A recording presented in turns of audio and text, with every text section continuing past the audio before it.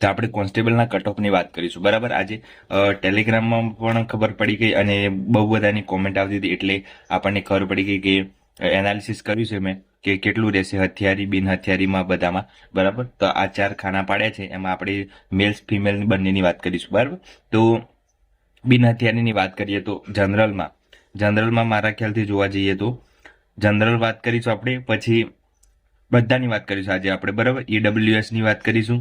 બરાબર, general, EWS, OBC, બરાબર, SC અને એસટી. બરાબર, આટલું છે.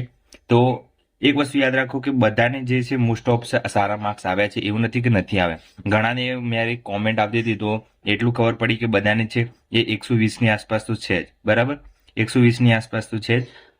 ઓબીસી હોય કે જનરલ હોય કે ઘણા હોય જે હોય, તો બધાને હવે ગુજરાતીમાં જે હતું એ ફકરા ઉપરથી જવાબ આપવાના હતા. એમાં અડધું ગ્રામર પૂછી લીધું છે, ગુજરાતી ગ્રામર, એટલે કદાચ વાંધા જે મોકલાય છે એનું ખબર નથી, પણ થોડું આસપાસ થઈ જાય, 5 માર્ક્સનો આસપાસ થઈ શકે છે.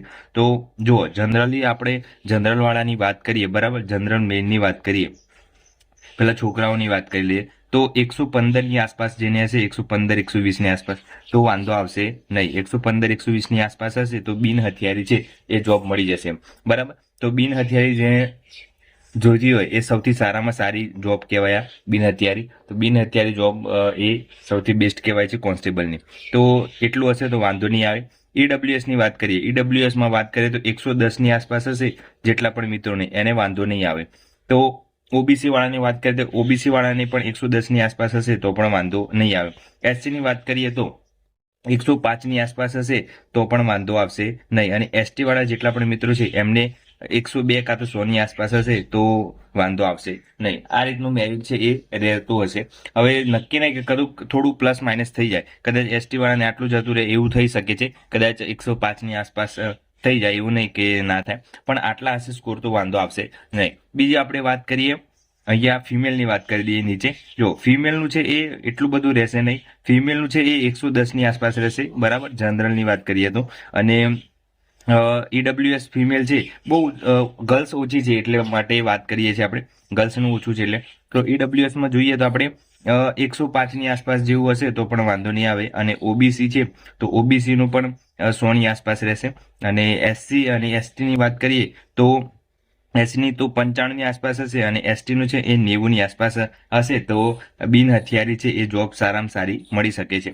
તો આટલું હશે તો પણ વાંધો આવશે નહીં. બીજી આપણે હથિયારીની વાત કરીએ, હથિયારીમાં જનરલ વાળાની છે એ કેટલું રહેશે, તો આપણે 5 ઘટાડતા જઈએ એ રીતનું જ મેરિટ રહેતું હોય છે. બરાબર, છેલ્લે ડીવીમાં પણ વધી જતું હોય છે, ફાઇનલ મેરિટ આવે છે એમાં.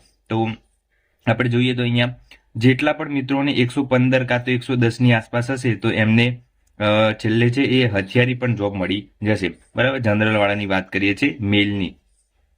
અને પછી ઈડબ્લ્યુએસ વાળા છે મિત્રો, એમને પણ 105ની આસપાસ હશે તો પણ મળી જશે. ઓબીસી વાળાની વાત કરીએ તો 105ની આસપાસ હશે તો પણ મળી જશે. એસસી ની વાત કરીએ તો 100ની આસપાસ હશે તો પણ મળી જશે, હથિયારીની વાત છે. અને એસટીની વાત કરીએ તો 100 કાં તો 97ની આસપાસ હશે તો પણ આ હથિયારી છે એ જોબ મળી શકે છે. કેમ કે આ વખતે ક્વોલિફાય એટલા બધા ધ્યાન નથી એટલા માટે. હવે ફિમેલની વાત કરીએ તો ફિમેલમાં પણ જનરલ ફિમેલ છે એમની 105ની આસપાસ હશે તો પણ હથિયારી મળી શકે છે. ઈડબ્લ્યુએસ ની વાત કરીએ તો 100ની આસપાસ, ઓબીસી ની વાત કરીએ તો પણ 100ની આસપાસ, એસસી ની વાત કરીએ તો 92ની આસપાસ, એસટી ની વાત કરીએ તો એસટી ની વાત કરીએ આપણે તો અંદાજે આપણે જોઈ શકીએ એવું છે કે 88ની આસપાસ ક્વોલિફાય થાય તો પણ વાંધો આવે નહીં. છોકરીઓનો ચાન્સ બહુ સારો છે આ વખતે.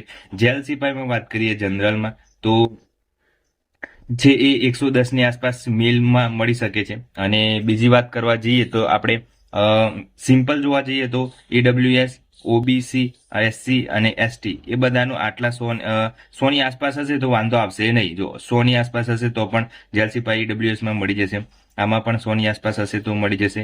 અને આમાં 90ની આસપાસ હશે, મારા ખ્યાલથી 95ની આસપાસ હશે તો પણ મળી જશે. અને આ એસસીની વાત કરીએ તો 90ની આસપાસ હશે તો પણ મળી જશે.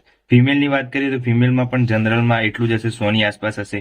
ઈડબ્લ્યુએસની વાત કરીએ તો પણ 95ની આસપાસ હોય તો મળી જશે. ઓબીસીની વાત કરીએ તો પણ 95ની આસપાસ હશે તો પણ મળી. એસસીની 90ની આસપાસ હશે તો એસટીની 85ની આસપાસ હશે તો પણ વાંધો નહીં આવે ગર્લ્સમાં. અને એસઆરપી ની જોબ છે એ ખાલી બોયઝ માટેની જ હોય છે, મેલ્સ માટેની જ હોય છે, બરાબર. તો આપણે જનરલ વાળાની વાત કરીએ તો જનરલમાં જેને 105 ની આસપાસ હશે તો પણ છેલ્લે એસઆરપી તો મળી જશે. ઈડબ્લ્યુએસ ની વાત કરીએ તો ઈડબ્લ્યુએસ માં પણ 95 ની આસપાસ હશે તો પણ મળી જશે. ઓબીસી ની વાત કરીએ તો ઓબીસી માં પણ 95 ની આસપાસ હશે તો પણ વાંધો નહીં. એસસી એસટી ની વાત કરીએ તો છેલ્લે તમારે જો છેલ્લે 90 હશે તો પણ વાંધો નહીં આવે. એસસી વાળા અને એસટી વાળાને છેલ્લે ક્વોલિફાય 85 ની આસપાસ હશે તો પણ કદાચ એસઆરપી માં તમારો ચાન્સ લાગી શકે છે. તો આ રીતના બધી પોસ્ટ મળતી હોય છે. અને છેલ્લે ફાઇનલ મેરિટ હોય છે. ફાઇનલ મેરિટ જેમાં પહેલા આપણે હવે એક લિસ્ટ આવશે, પછી આવશે બીજું લિસ્ટ આવશે, પછી છેલ્લે ત્રીજું ફાઇનલ લિસ્ટ આવતું હોય છે, બરાબર. છેલ્લે ડોક્યુમેન્ટ વેરિફિકેશન પછી પણ. તો એવી રીતના 3 લિસ્ટ પડશે ત્યારે ખબર પડશે કે કેટલાય મેરિટ છે. પણ આટલા સુધી તમે અંદાજો લગાવી શકો છો તમારે કેટલા માર્ક્સ છે એના અંદાજે, બરાબર. તો આ રીતના બધી પોસ્ટો માર્ક્સ પ્રમાણે મળતી હોય છે. 4 પોસ્ટ છે એમાં તમારો કઈ જગ્યાએ ચાન્સ લાગી શકે છે તમે અનુમાન લગાવી શકો છો, બરાબર. અને ચેનલ પર નવા તો સબસ્ક્રાઇબ કરી દેજો અને તમારા માર્ક્સ કઈ જગ્યાએ કેટલા થાય છે અને તમને કઈ પોસ્ટ મળે છે તમને આઈડિયા આવી જશે.